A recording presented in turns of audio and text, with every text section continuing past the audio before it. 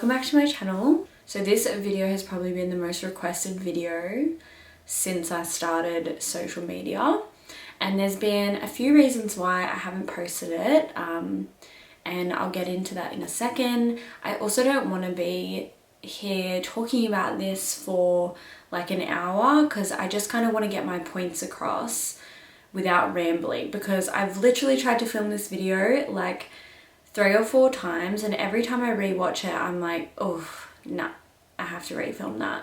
So hopefully this is the last time I have to refilm and I can actually get it up for you guys. But yeah, let's just get straight into this. So a lot of you probably don't know if you're new followers, but I was married when I was 18 years old, about 4 or 5 months after I got a divorce, and every time I mention it I get so many questions and so many girls messaging me saying that they are going through a divorce, or they don't know what to do in their marriage, or they're trying to get out of religion. And I thought I would just make this video solely to help these people. The last few times I made this video, like one of them I was just crying the whole time because it was right kind of when it happened, and I felt like I needed to make the video to say sorry to everyone. And I ended up deleting that video because I felt later on that I didn't really have to apologize to anyone but my partner and his family. I got treated really horribly by some people that were in my life, and I was too scared to speak out about it for a long time because I was scared that if I said anything, these people would just like come at me online and harass me.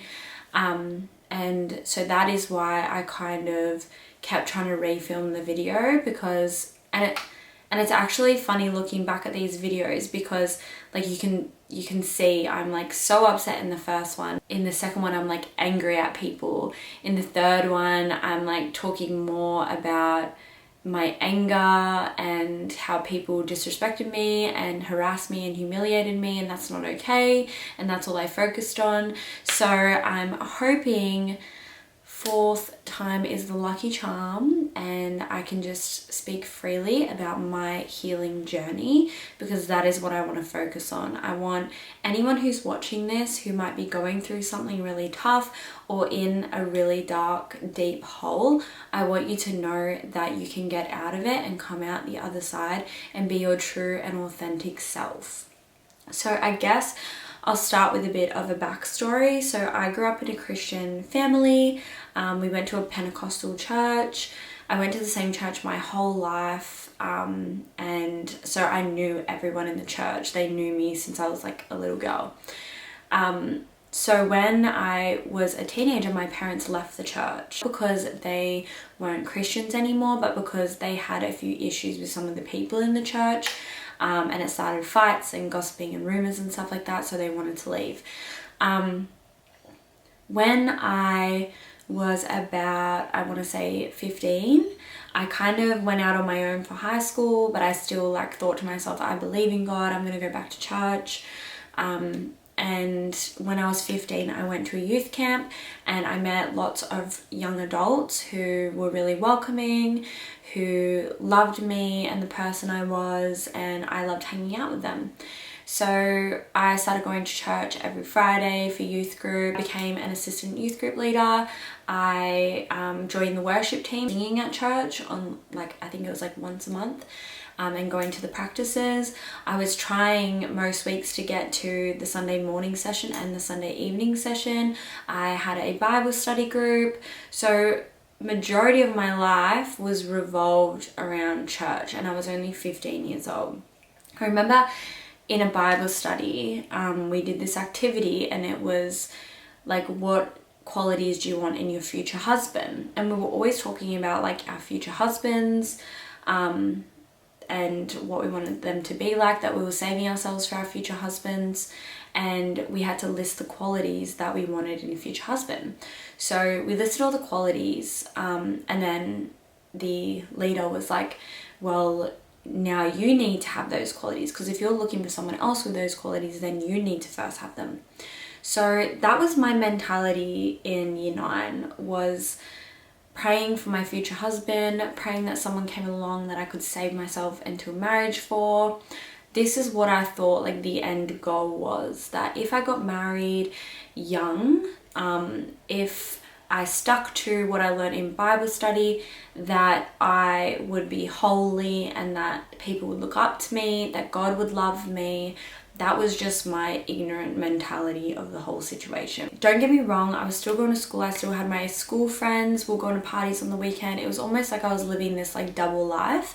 And then when I turned 17, I met this guy, really lovely guy from a lovely family, a lovely Christian family. And he started coming to church with me. We started dating. We would only see each other maybe like once a week for like a date night. And he lived really far away from me as well, so it was quite hard to see each other all the time. And we started our relationship off when I was 17. He was a little bit older as well. So here I am thinking, oh my God, I've done it. I've met this guy. We're going to get married. I'm going to save myself to a marriage. I'm going to do all the right things that I think in my head are right, because that's what God wants and that's what the Bible tells me. I was following all the rules. I told him, and I take full responsibility for this, that I wanted to get married young, that I wanted to get married when I finished school, and he kind of jumped on board and wanted to make me happy. So he proposed to me in front of all of our friends, and for some reason I just felt on that day like out of my body. I always thought when I'd be like proposed to that I would cry and I would like be really excited, but I just had like a pit in my stomach. And so of course I said yes, and we started wedding planning, and we both wanted the engagement to be super short because we hadn't slept with each other, like we wanted to live together. So the engagement was about 6 months, I think, and then we got married. And on the wedding day, I remember just feeling anxiety all day. When I was about to walk down the aisle, I said to my dad, oh wait, let me just go back a bit. So everything about the wedding planning went kind of wrong. So my hens night wasn't what I expected it to be. Picking my dress, I just picked a dress that everyone else liked, like not what I liked. And I fell into this like people pleasing mentality that like, oh, I need to make other people happy. So I was constantly trying to make other people happy, and it got to my wedding day. I was anxious all day, and my dad was about to walk me down the aisle, and I just started bawling my eyes out. And he thought that I was just happy I was walking down the aisle, but then he like looked me in the eye and he could sense that something was off. And I said to him, I think I'm making the biggest mistake of my life. And Dad said to me, like, are you sure? I was like, no, I'm fine. I have to go down. Like, I have to walk down the aisle. I can't just like run now. Like, everyone's waiting there. The music's playing. So I started walking down the aisle. I was crying, and then got down the aisle, had the wedding ceremony. It was all done. Had the wedding. I got pretty drunk. And I didn't really hang out with my partner at the time at all. I was kind of like with my friends. And I don't remember a lot about the wedding because I kind of like blocked it out. But about 3-4 months later, I started going to uni and I started hanging out with other people who were just kind of like normal. And when I say normal, I know that a lot of people are Christians or religious and they do this, and that's fine. If that's for you, that's for you. But when I say normal, I mean like not religious, living a normal life out of religion. And something started to like churn in me, and I was like, wow, there's other options. Like, it's not just being a Christian and walking down that path your whole life and just blindly having faith and believing that. And I'd never known anything else. So when I started uni, I was like, oh my God, like, is this for me? I remember speaking to one of my friends who was a nurse at the time, and I started talking to her about how I was feeling, and she was like, I think you've got depression. And I was like shocked because I was like, oh my God, how did I get here? Meanwhile, me and my partner, we weren't really getting closer living together.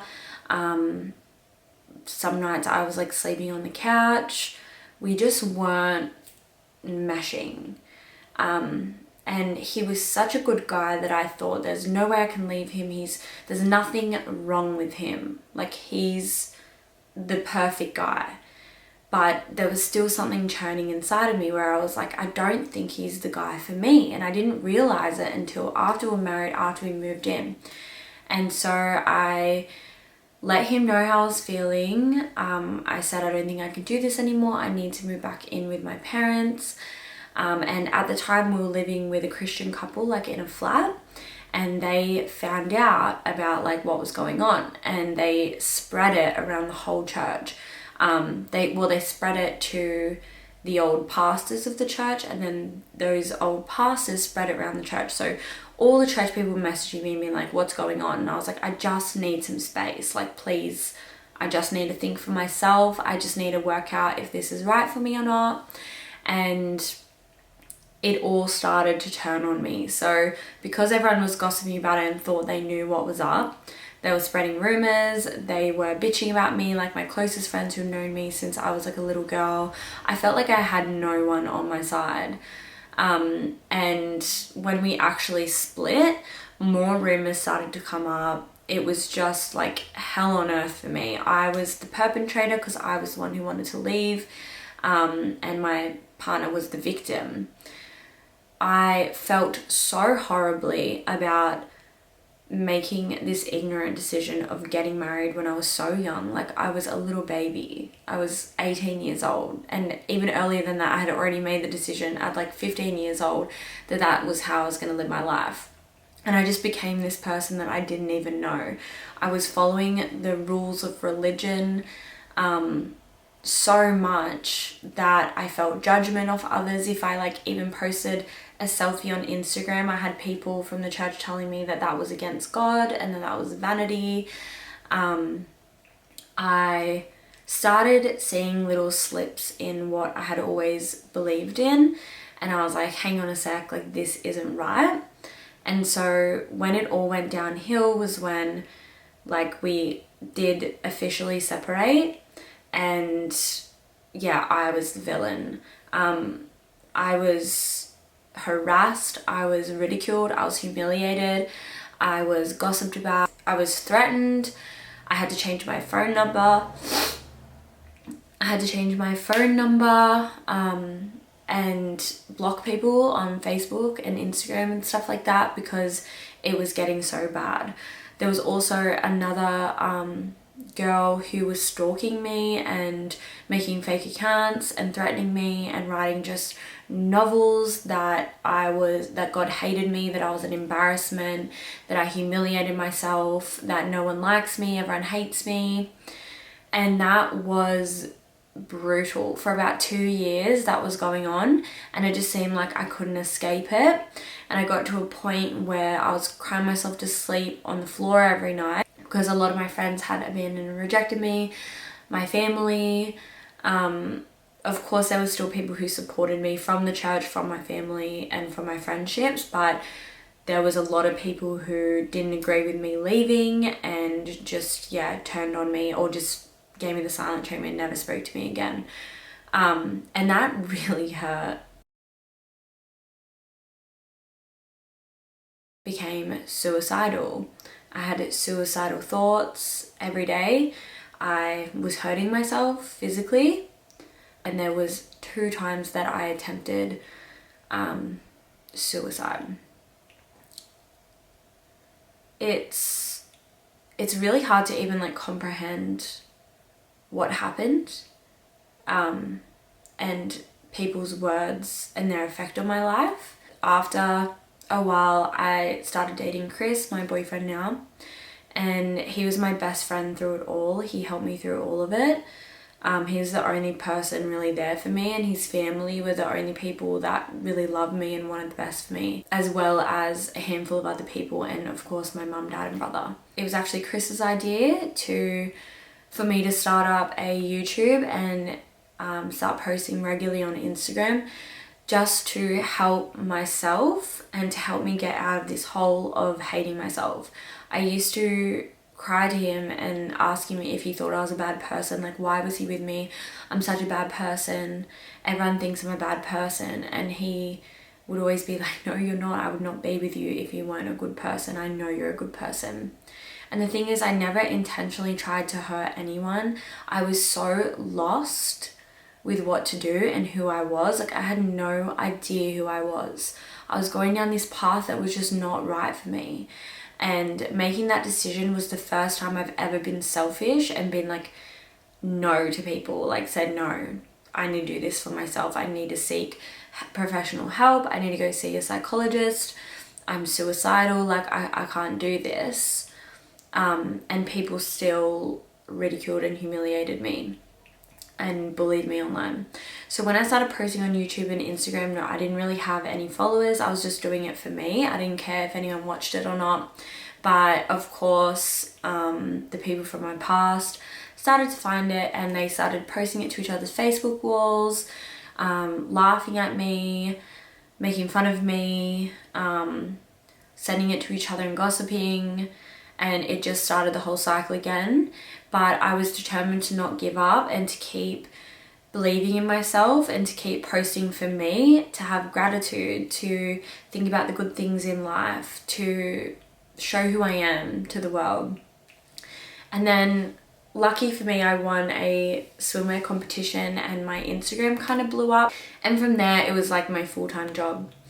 When I first started Instagram, like, everything about my body that I was posting was true. I was learning to love my body. I had realized that society's standards were wrong and that my body should be accepted as well. And I was inspired by so many people messaging me saying that me just posting my body and posting how I felt about my body was inspiring them to do the same. So I loved that aspect, and I still do love that aspect of social media for me. But on the inside, I was broken. I didn't trust anyone. I couldn't make any friends. Like, when I started going to events or trips or anything to do with work, I had no self-confidence. Like, I just thought everyone's gonna hate me. Everyone already does hate me. Everyone's talking about me. Like, I just had no confidence. And so I tried to distract myself with alcohol. Just couldn't handle the heartbreak that I'd lost all of these people in my life, that everyone thought I was a bad person, and that no one knew what was truly going on inside.